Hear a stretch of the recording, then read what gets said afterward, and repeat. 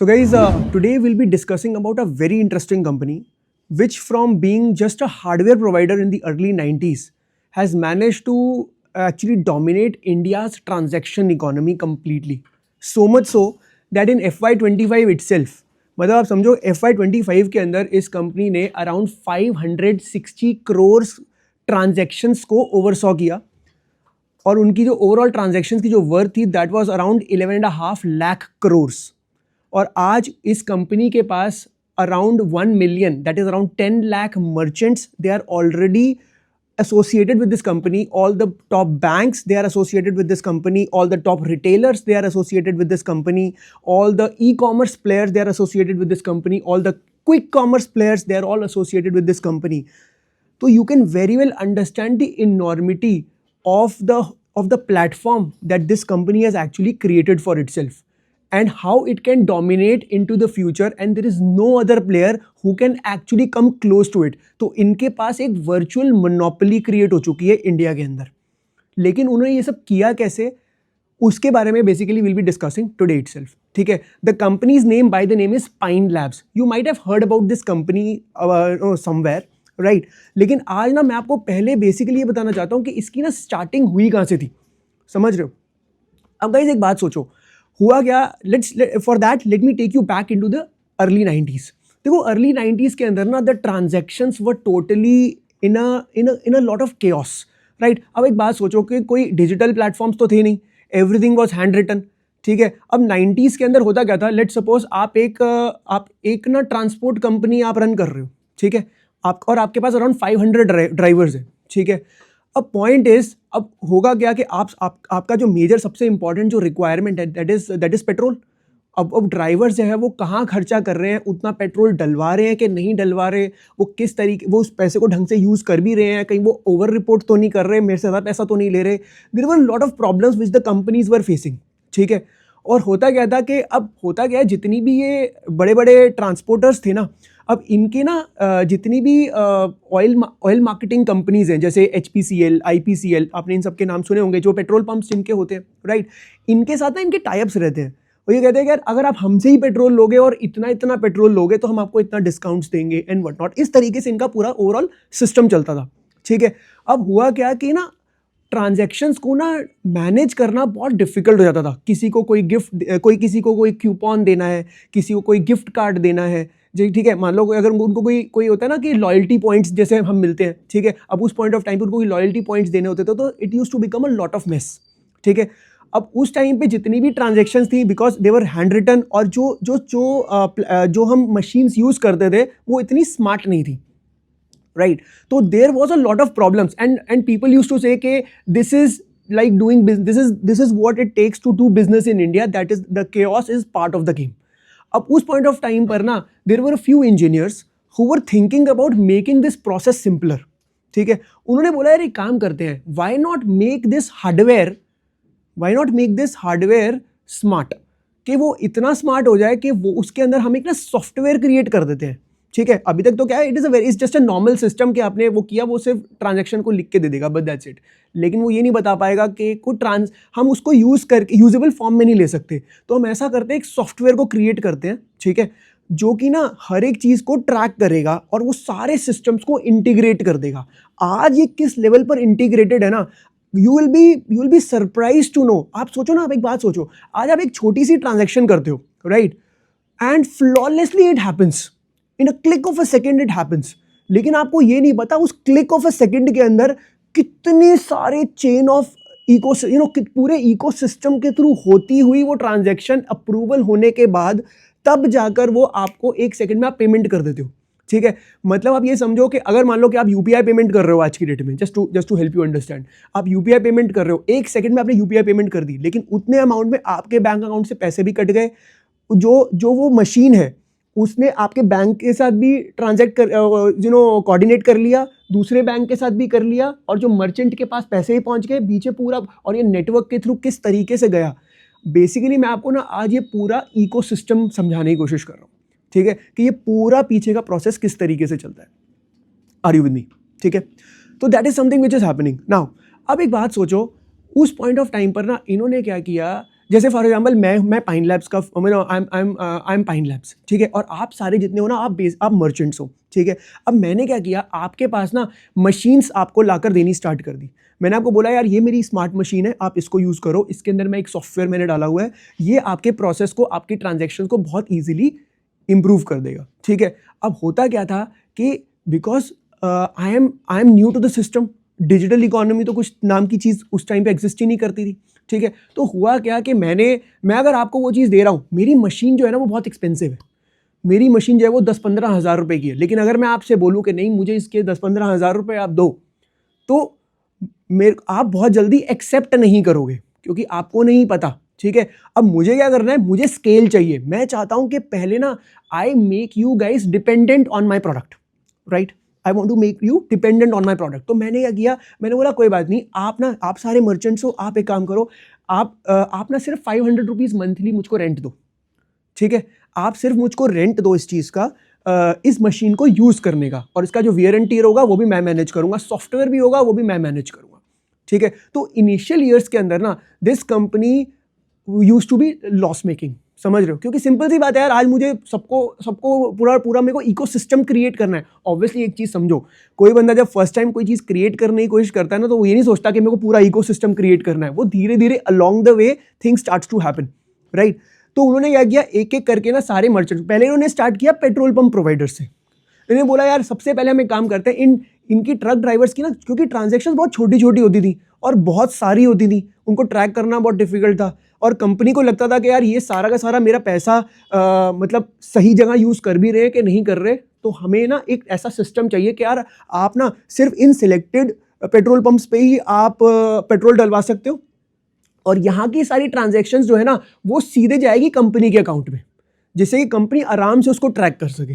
कि वो ये नोट करते थे कि कितने किलोमीटर्स गाड़ी चली हुई है, कितना क्या हुआ, वो सारा डेटा जो था ना वो कंपनी को प्रोवाइड करते थे, जिससे कंपनी उसके ऊपर इजीली एक ट्रैक रख पाए। तो इस कंपनी ने पहले स्टार्ट किया पेट्रोल पंप प्रोवाइडर्स के साथ, ठीक है, और धीरे धीरे उस सिस्टम को पहले इसने धीरे धीरे केटर करना स्टार्ट किया। Are you getting my point? Over period of time फिर धीरे धीरे they started moving into the different merchant systems as well, कि देखो यार हमारे जो टॉप प्लेयर्स हैं वो ऑलरेडी हमारे इस प्रोडक्ट को यूज़ कर रहे हैं, ठीक है। फिर इन्होंने क्या किया, रिटेलर्स के पास गए, जो बड़े बड़े रिटेलर्स हैं, जैसे रिलायंस रिटेल तो चलो बाद में आया, लेकिन जैसे टाटा के जितने भी रिटेल आउटलेट्स हैं, या फिर बाद में डी मार्ट आया, या जितने भी आए, ये सारे के सारे प्लेयर्स थे, इन सबको इन्होंने ऑन बोर्डिंग करनी स्टार्ट कर दी। अब जैसे इन्होंने ऑनबोर्डिंग करनी स्टार्ट करी, सिंपल सी बात है, बैंक्स को भी फिर इनके साथ पार्टनरशिप करनी पड़ गई, क्योंकि सिंपल सी बात है ना, क्योंकि पैसा कटेगा तो कहाँ से कटेगा, बैंक्स के थ्रू कटेगा, ठीक है। तो बैंक्स आने लग गए, तो फिर और सारे और प्लेयर्स भी थे कि वो कह रहे हैं यार, क्योंकि ना बेसिकली होता क्या ना, एक ना नेटवर्क इफेक्ट क्रिएट हो जाता है। There is something called as a network effect. अगर मेरे पास सारे के सारे लोग आ रहे हैं, ठीक है, तो और more people would be willing to partner with me. Why? Because I am slowly creating the whole ecosystem. Are you with me? ठीक है, तो बेसिकली मैं ना धीरे धीरे they started creating the whole ecosystem itself. Overall basically क्या situation चल रही थी कि इन्होंने धीरे धीरे पहले इनिशियल क्या हुआ, इनिशियल ईयर्स के अंदर 2000 से लेकर 2010 तक इन्होंने क्या किया, पहले तो धीरे धीरे मर्चेंट्स को बढ़ाना स्टार्ट कर दिया। एज आई से today they have more than 10 lakh merchants with them, ठीक है, जो और जिसमें से सारे के सारे टॉप प्लेयर्स तो ऑलरेडी, मतलब ये समझो कि मोर देन 80% ट्रांजैक्शंस जो इकोनॉमी में हो रही हैं वो सारी की सारी ये लोग ओवरसी कर रहे हैं, ठीक है, ये सारे के सारे ये ओवरसी कर रहे हैं। बाकी जितने प्लेयर्स हैं वो बहुत छोटे छोटे प्लेयर्स हैं, मतलब छोटे छोटे प्लेयर्स जो छोटे छोटे मर्चेंट्स हैं, जो शायद अभी इनके प्लेटफॉर्म पे नहीं है, बट वो भी धीरे धीरे इन्हीं के प्लेटफॉर्म में आना स्टार्ट कर रहे हैं, समझ रहे हो।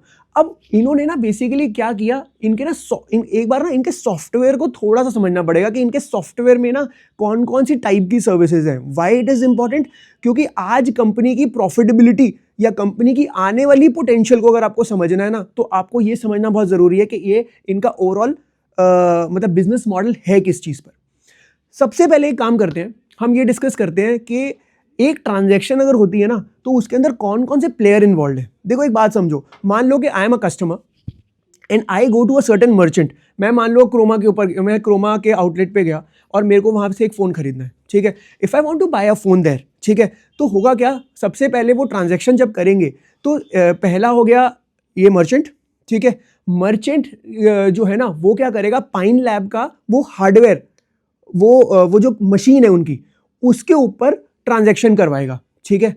अब जैसे वो ट्रांजैक्शन करवाएगा ना, तो सीधे इंफॉर्मेशन किसको देगा, उस बैंक को, जो मतलब जो कस्टमर है ना, उसके बैंक के पास वो इंफॉर्मेशन जाएगी, वो कौन इंफॉर्मेशन देगा, पाइन लैब देगा टू द बैंक के पास वो इंफॉर्मेशन आ गई कि यार ये ट्रांजैक्शन ये होने के लिए बोल रहे हैं। फिर बैंक बोलेगा हाँ इसके अकाउंट में पैसा है। जैसे ही वो अकाउंट में पैसा है तो होगा क्या, फिर वहां से आता है नेटवर्क में क्या, जैसे वीजा और मास्टरकार्ड, ठीक है, इनके ना नेटवर्क्स हैं, क्योंकि दो बैंक्स के बीच में जो ट्रांजैक्शन होती है ना, वो वीजा और मास्टरकार्ड के थ्रू होती है, ठीक है। मतलब वो क्लियरिंग सिस्टम है, मतलब वो करते हैं कि ठीक है ट्रांजैक्शन अगर हो रही है तो क्लियरिंग सिस्टम वो है, ठीक है। तो हुआ क्या, वीजा क्या करेगा, वीजा या मास्टरकार्ड वो दूसरा बैंक जिसके अकाउंट में पैसे डलने हैं उसके बैंक में ट्रांजैक्शन वो क्लियर करवाएगा, वहां पैसे एक्सेप्ट होंगे और फिर ये इंफॉर्मेशन कहां जाएगी, पाइन लैब्स के पास।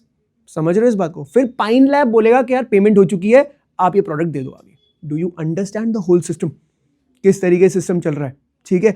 तो मतलब देयर आर मेनी, आप सोचो ये सारे के सारे प्लेयर्स के साथ कोऑर्डिनेशन हो रहा है in a split of a second and approvals are also coming.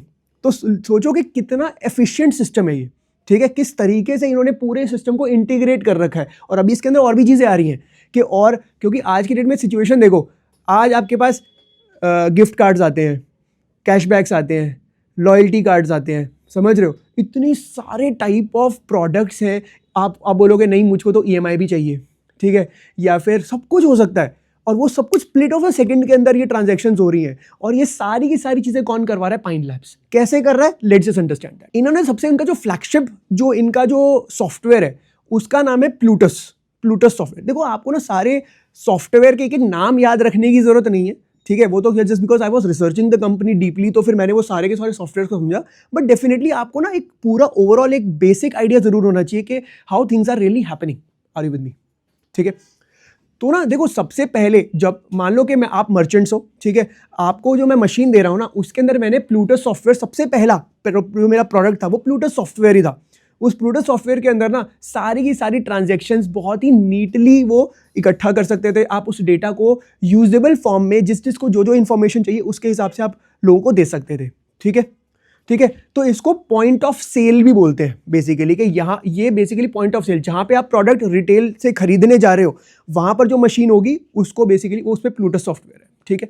उसके अंदर बाकी सॉफ्टवेयर भी अब इंस्टॉल्ड है पर पहला सॉफ्टवेयर वॉज प्लूटस, ठीक है। फिर इन्होंने बाद में क्या किया, 2016 के बाद जैसे ही डिजिटल ट्रांसफॉर्मेशन होना स्टार्ट हुआ, बाय द वे हम बोलते हैं कि पेटीएम जो था ना उसने डिजिटल ट्रांसफॉर्मेशन करवाया इंडिया के अंदर। जैसे डीमोनेटाइजेशन आया उसके बाद पेटीएम वाज द कंपनी जिसकी वजह से people started using the digital payment platforms. Actually जनवरी 2016 के अंदर इस कंपनी ने ऑलरेडी अपना डिजिटल पेमेंट्स का सिस्टम क्रिएट कर दिया था। बट प्रॉब्लम पता है क्या है, why people don't know about Pine Labs as a company and they know Paytm, they know PhonePe, they know other kind of platforms.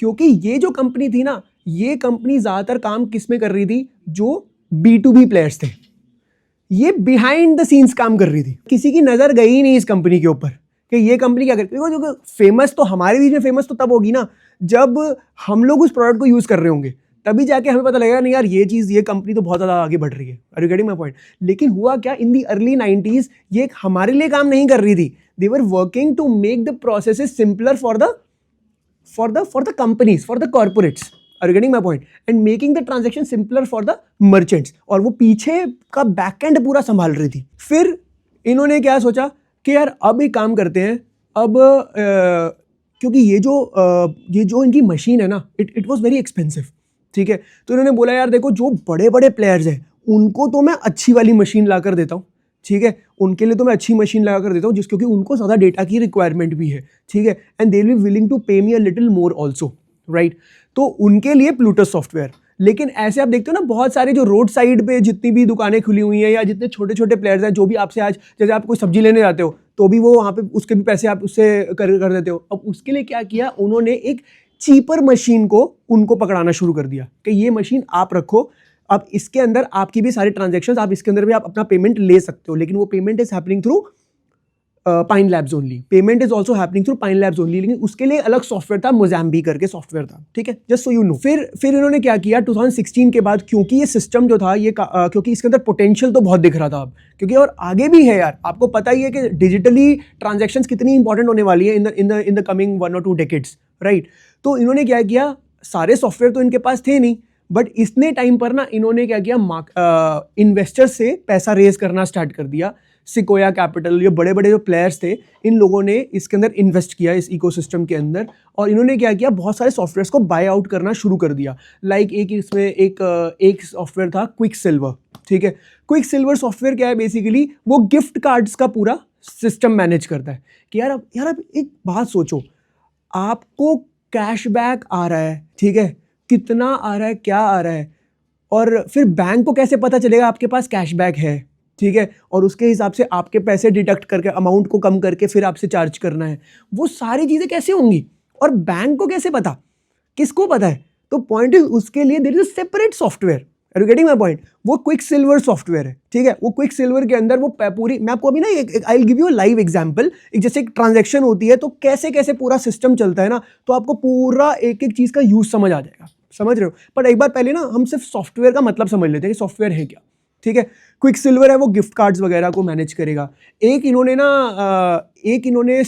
एक सॉफ्टवेयर लॉन्च किया प्लूरल। मान लो कि आपको एक फ़ोन खरीदना है, ठीक है, for example you want to buy an iPhone, ठीक है। अब आईफोन जो है ना, आपको ऑनलाइन भी दिख रहा है कि ऑनलाइन जो है ना 2 in स्टॉक, जैसे आपको दिख रहा होगा 1 or 2 in stock, let's suppose they are 1 or 2 in stock. अब पॉइंट इज, आपने क्या किया, एक बंदा सेंटर पे गया, एक बंदा आउटलेट पे गया, वो भी उसी इंस्टेंट पे खरीदना चाहता है प्रोडक्ट, ठीक है, और एक आप हो जो ऑनलाइन से बाय करना चाहते हैं, ठीक है। अब है तो एक ही प्रोडक्ट मार्केट के अंदर, तो इन्वेंट्री तो एक ही की बची हुई है, लेकिन अब वो वहां जिसने पहले ट्रांजैक्शन करी, पता चला जी आपने ऑनलाइन ट्रांजैक्शन कर दी, ठीक है, आपने बोला हो गया ट्रांजैक्शन, ठीक है, लेकिन इतने में कोई दूसरा बंदा उसी इंस्टेंट पे शॉप से जाके खरीद के लेकर चला गया, लेकिन इन्वेंट्री तो एक ही थी।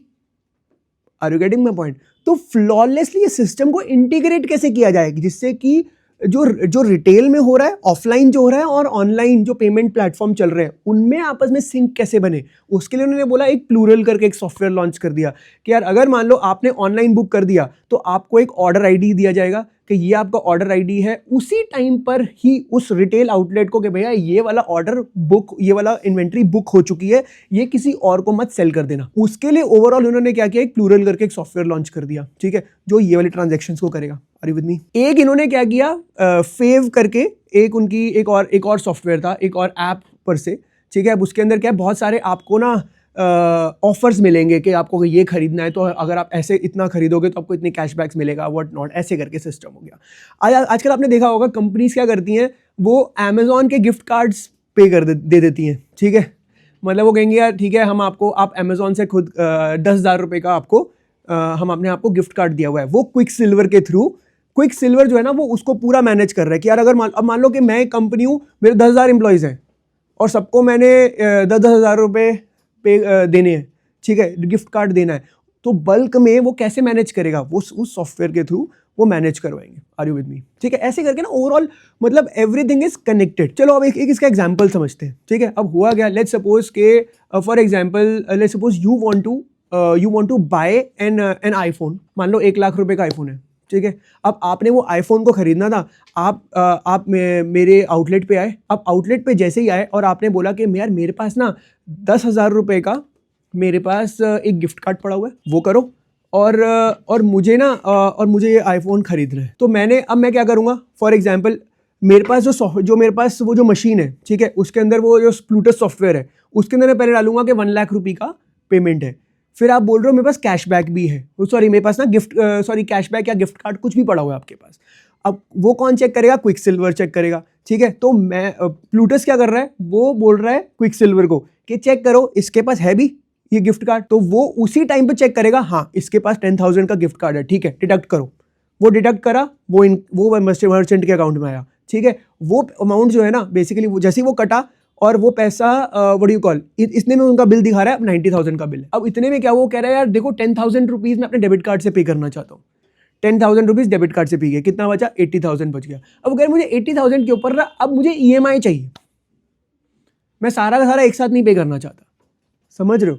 सोचो ये सब स्प्लिट ऑफ अ सेकेंड में हो रहा है, समझ रहे हो? That is the biggest part, this is all happening in a split of a second. अब सोचो आप बोल रहे हो नहीं मुझे EMI चाहिए, अब EMI चाहिए तो पहले आपकी वेरिफिकेशन होगी कि भैया आपका आधार कार्ड क्या है, ये क्या है, वो क्या है, वो। अब सोचो एक एक बंदा पूरा बैठ के टाइप करने लग जाए, फिर तो उनकी एक एक ट्रांजैक्शन में कितना टाइम लग जाएगा। Are you getting my point? This is happening seamlessly. इन्होंने क्या कर रखा है, एक और ऐप है इनकी, सेतु ऐप। सेतु ऐप वो क्या कर रही है, वो सारे के सारे आपके जो व्हाट डू यू कॉल, आपके जो डिजिटल आईडीज है उनके साथ सीधी कनेक्टेड है, ठीक है? आप अपना इंफॉर्मेशन दोगे, वो 1 सेकंड में आपकी इंफॉर्मेशन डालेंगे और वो प्लूटस सॉफ्टवेयर जो है वो सेतु ऐप को बोलेगा, अपने सेतु सॉफ्टवेयर को बोलेगा कि जाके चेक करो ये वही बंदा है, सब कुछ सही है, अप्रूवल है इसके पास, या फिर सब कुछ सही चल रहा है ना, इसकी क्रेडिट हिस्ट्री ये सब कुछ सही है। वो अमाउंट वो बोलेगा हाँ सब कुछ सही है, वेरिफिकेशन हो चुकी है। वेरिफिकेशन हो गई, उसके बाद उस बैंक, जो आपका बैंक है, उसके पास जाकर पूछा जाएगा, उसके लिए एक और सॉफ्टवेयर है, समझ रहे हो मैं क्या बोल रहा हूँ? उसके लिए एक और सॉफ्टवेयर है, क्रेडिट प्लस सॉफ्टवेयर।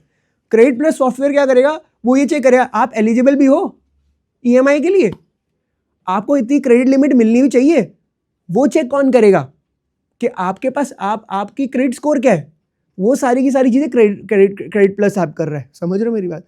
वो अप्रूवल देगा, उसके बाद कि हाँ ठीक है हमारी तरफ से EMI, हम इसको 12 महीने की EMI पे करने के लिए देने के लिए रेडी है और इतना इतना अमाउंट पे करना पड़ेगा, ठीक है? वो अमाउंट बैंक मर्चेंट के अकाउंट में ट्रांसफर करेगा। अब आप एज अ कस्टमर 80,000 की आप पेमेंट्स करवा रहे हो, आपको EMI पे करनी है, and that is all happening in 1 or 2 seconds. Do you understand the gravity of the situation? और किस तरीके से the system is so much efficient for getting one single transaction done. सबसे पहले समझते हैं कि कंपनी का ना, अब कंपनी इसमें अर्न क्या करती है, रेवेन्यू मॉडल क्या है कंपनी का। यार सिंपल सी बात समझो, अगर 1,000 रुपए की ट्रांजेक्शन कर रहे हो ना, ठीक है, तो सबसे ज्यादा पैसा जो है ना वो लेकर जाता है अक्वायरर बैंक, मतलब जो पैसा दे रहा है ना वो वाला बैंक, जो कस्टमर का बैंक है, ठीक है, वो सबसे ज्यादा इसके अंदर क्योंकि ये पूरी ना ये समझ लो 1,000 रुपए की ट्रांजेक्शन में 25 से 30 रुपए की कॉस्ट लगती है, ठीक है? That is the overall network की कॉस्ट, और ये मर्चेंट को बियर करनी पड़ती है।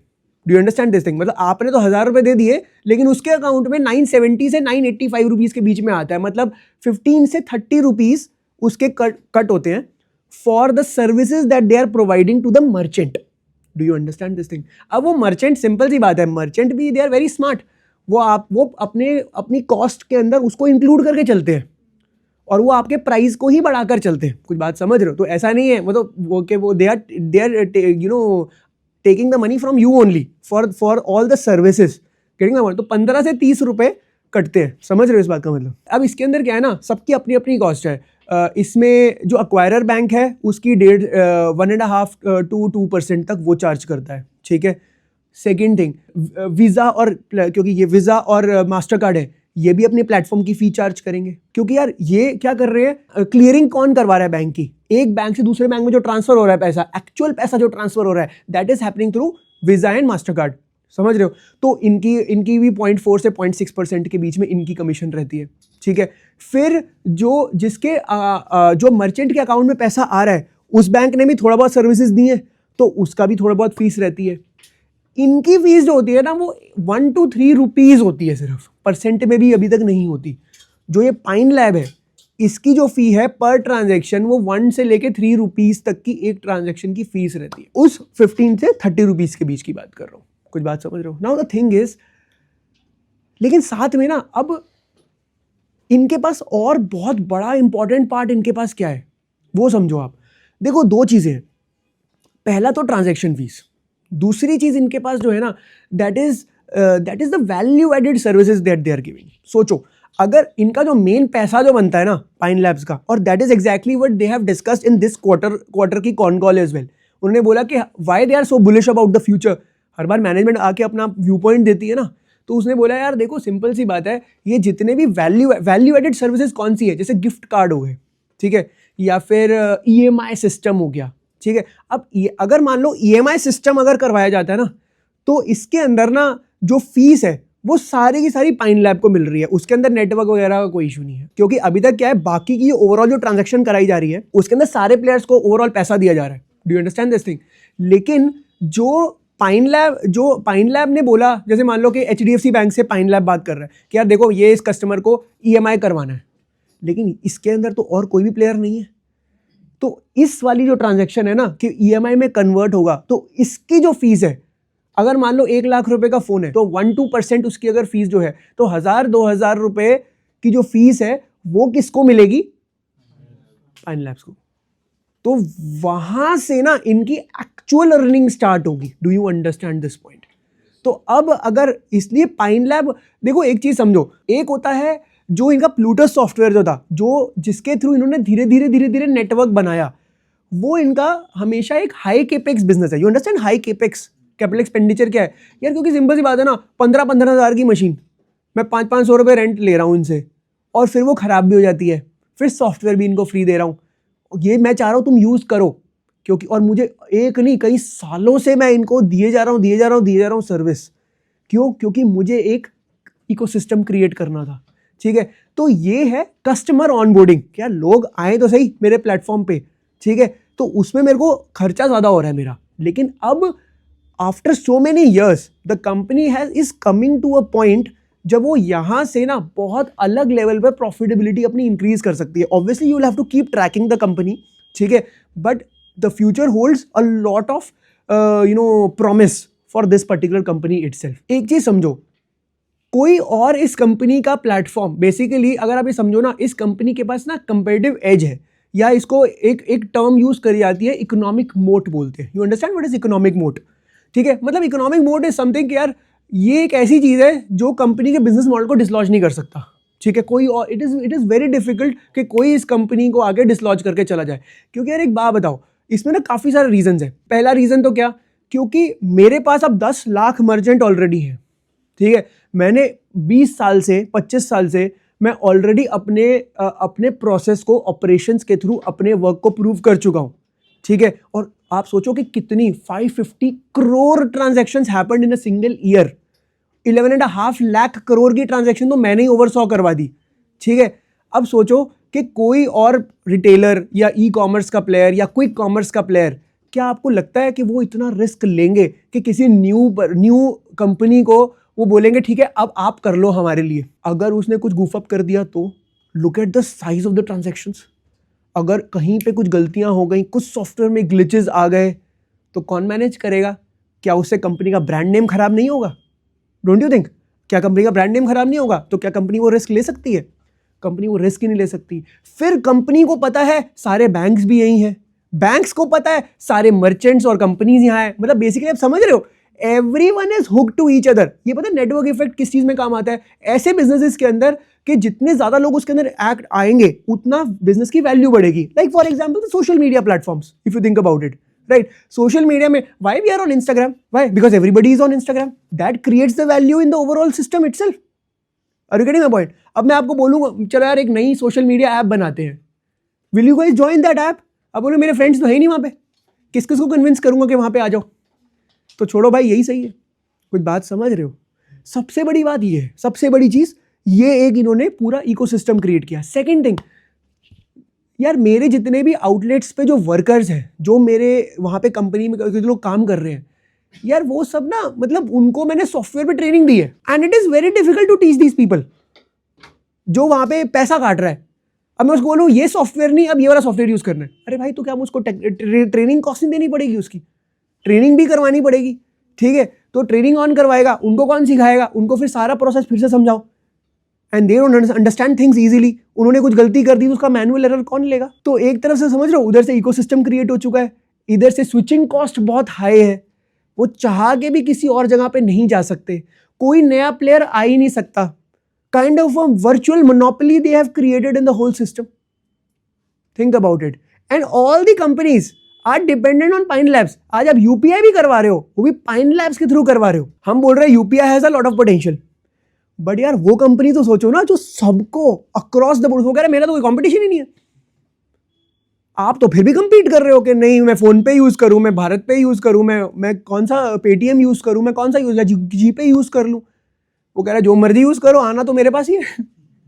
Think about it, are you understand this thing? और आप ये समझो, अभी इस बार मैनेजमेंट ने दो चीज़ें और इंपॉर्टेंट बोली प्रॉफिटेबिलिटी के लिए, ठीक है।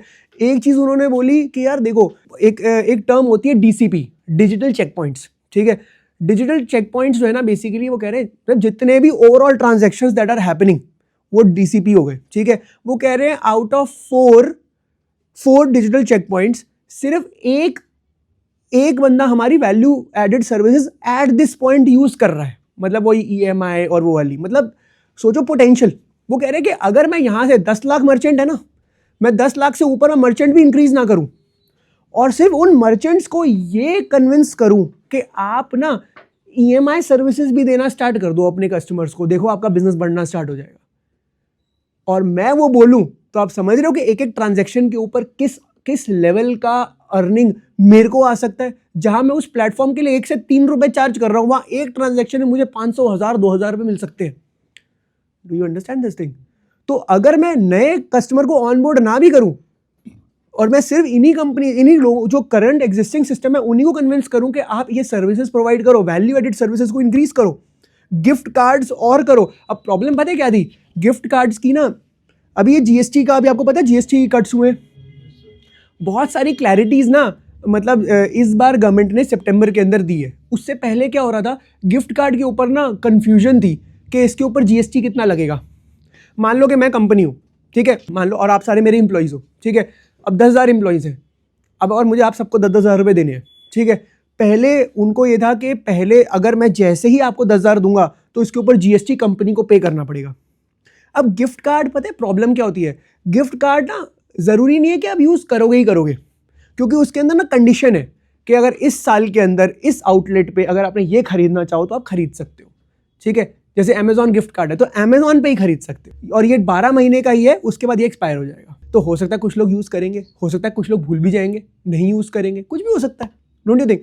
उस पॉइंट ऑफ टाइम पर टैक्स की अनसर्टेनिटी हो जाएगी कि मैंने यहां तो पे कर दिया, ऑन पॉइंट तो पे कर दिया, ठीक है, बाद में जाके यूज ही नहीं हुआ, तो क्या मैं फिर बैठ के रिकनसाइल ही करता रहूंगा क्या कि यार ये यूज हुआ था, ये नहीं हुआ था, इतने वापस दे दो, इतने ले लो। Are you getting my point? तो point is there are lot of uncertainty, जिसकी वजह से इसका स्केल नहीं आ पा रहा था। लेकिन इस बार इन्होंने क्या बोला है कि देखो, स्टार्टिंग में कोई भी जीएसटी नहीं लगेगा, रिडीम कोई करेगा उस टाइम पे 18% जीएसटी लगेगा। तो वो अनसर्टेनिटी कंपनी के दिमाग से चली गई। जब कंपनी के दिमाग से वो अनसर्टेनिटी चली गई तो वो ज्यादा गिफ्ट कार्ड्स इशू करेंगे, और जितने वो गिफ्ट कार्ड्स इशू करेंगे उसके अंदर इनके मार्जिन बहुत अच्छे हैं। तो आपको ना ऐसी कंपनीज देखनी है जो ऐसे प्रोडक्ट्स की तरफ अपने आप को पुश कर रही हैं जहां पे उनके मार्जिन आने वाले टाइम पे इंक्रीज कर सकते हैं। और अगर ऐसे टाइप के प्रोडक्ट्स के अंदर अगर आप जाते हो तो definitely if the margin are going to rise, obviously their profitability will rise, and when their profitability will rise, the earnings per share will rise, and overall the company will make more money for the shareholders, don't you think? तो हमें ऐसी type की companies को track भी करना चाहिए और ढूंढना भी चाहिए। यार आप सोचो, आज आप एक फोन खरीदते हो तो यार साल 2 साल में एक ही बार खरीदते हो ना, ठीक है, एक बार ट्रांजैक्शन होती है, ठीक है। लेकिन अगर आप क्विक कॉमर्स में आते हो तो आप सोचो कि आप हफ्ते में 3 से 4 बार ट्रांजैक्शंस कर रहे हो। आपकी ग्रोसरीज की ट्रांजैक्शंस आपने शुरू कर दी है, आप समझ रहे हो, ग्रोसरीज की ट्रांजैक्शंस आपने स्टार्ट कर दी है। और आप सोचो, पेट्रोल डलवा रहे हो तो भी पाइन लैब्स, ठीक है, टीवी खरीद रहे हो तो पाइन लैब्स, ठीक है, ग्रोसरी खरीद रहे हो क्विक कॉमर्स पे पाइन लैब्स, अमेजॉन से कुछ खरीद रहे हो Pine Labs. Are you getting my point? कुछ भी खरीद रहे हो, कुछ भी कर रहे हो, और don't you think this data is so powerful, is so important? सोचो, ये डेटा कौन खरीदता है? ये बैंक्स लेते हैं, क्योंकि बैंक, एक बात बताओ, वो क्या करेगा, यार ये बंदा कहां कहां स्पेंडिंग कर रहा है, उसके हिसाब से बैंक ये डिसाइड करते हैं कि इसकी इनकम लेवल्स कितनी है, इसको कितनी क्रेडिट लिमिट मिलनी चाहिए। सोच, आप देखते नहीं हो कि क्रेडिट कार्ड में आपको इतनी लिमिट देने के लिए रेडी है। क्यों रेडी है? कैसे रेडी है? कैसे पता चलता है उनको? क्यों? क्योंकि ट्रांजैक्शंस हो रही हैं। और देखो, बैंक से, देखो सिंपल सी बात है, आप एक बैंक से जितनी ट्रांजैक्शन कर रहे हो वो डेटा तो बैंक के पास भी आता है, लेकिन सारा पैसा तो आप इस तरीके से पे नहीं कर रहे ना, सारा पैसा डिजिटली तो पे नहीं कर रहे, कुछ कैश भी पे कर रहे हो। लेकिन पाइन लैब है ना, उसका भी सॉफ्ट पूरा मैनेज कर रहा है। पाइन लैब के पास एक नहीं, सारे बैंक्स का डेटा है, एक नहीं, सारे रिटेलर्स का डेटा है। तो वो अक्रॉस द बोर्ड वो इस लेवल पर डेटा कलेक्ट कर सकता है और उसके बाद ये बता सकता है कि यार कि किस प्रोडक्ट में सीजनैलिटी है, किस प्रोडक्ट में कौन सी ज्योग्राफी में ज़्यादा प्रोडक्ट यहाँ पे बिक रहा है या यहाँ नहीं बिक रहा, उसके हिसाब से कितनी इन्वेंट्री मैनेजमेंट करनी पड़ती है। Getting my point? So that is the kind of potential this company has. अब प्रॉब्लम, एक चीज़ समझो, अभी भी ना ये company on paper loss making दिख रही है, क्योंकि ना इसका सबसे बड़ा रीज़न पता है क्या है कि इसकी जो फिक्स्ड कॉस्ट है ना और डेप्रिसिएशन है वो बहुत हाई है। आप सोचो ना यार, एक बात समझो, मशीन तो मेरी है, मैंने सारे मर्चेंट्स को वो मशीन दे रखी है, यू अंडरस्टैंड दिस थिंग, मैंने आप सब मर्चेंट्स को दे रखी है। अब मैं तो आपसे सिर्फ रेंटल ले रहा हूँ उस चीज़ का, लेकिन वो है तो मेरा एसेट, फिक्स कॉस्ट तो मेरी है, फिक्स कॉस्ट मेरी है तो डेप्रिसिएशन भी मेरी है। तो और ऊपर से इस प्रोडक्ट में से इनकम भी अच्छी नहीं आती, तो ऑन पेपर डेप्रिसिएशन बहुत ज़्यादा दिखती है, इनकम उसमें से इतनी आती नहीं है, और वैल्यू एड अभी पिक होना स्टार्ट नहीं हुआ। You understand this thing? तो हो क्या रहा है ना, प्रॉफिटेबिलिटी सप्रेस्ड दिखती है। लेकिन आप ये समझो कि अगर ये वैल्यू एड अगर ये बढ़ना स्टार्ट हो गया तो ये प्रॉफिटेबिलिटी की तरफ फिर प्रॉपरली बढ़ना स्टार्ट कर देगा, एंड व्हेन दैट हैपेंस तो वहां से फिर इस कंपनी की trajectory can go to a whole new level all together. Are you getting this point?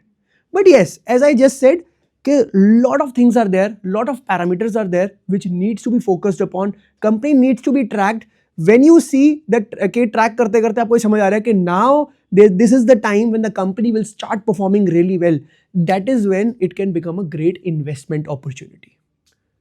तो आज का मेरा फोकस ये नहीं था कि okay it is a great investment opportunity, आज का फोकस इस बात पे था, start learning about different businesses, तभी जाकर आपको कोई अपॉर्चुनिटी आपके सामने आएगी तो आपको समझ आएगा कि हाँ यार ये opportunity is worth looking into.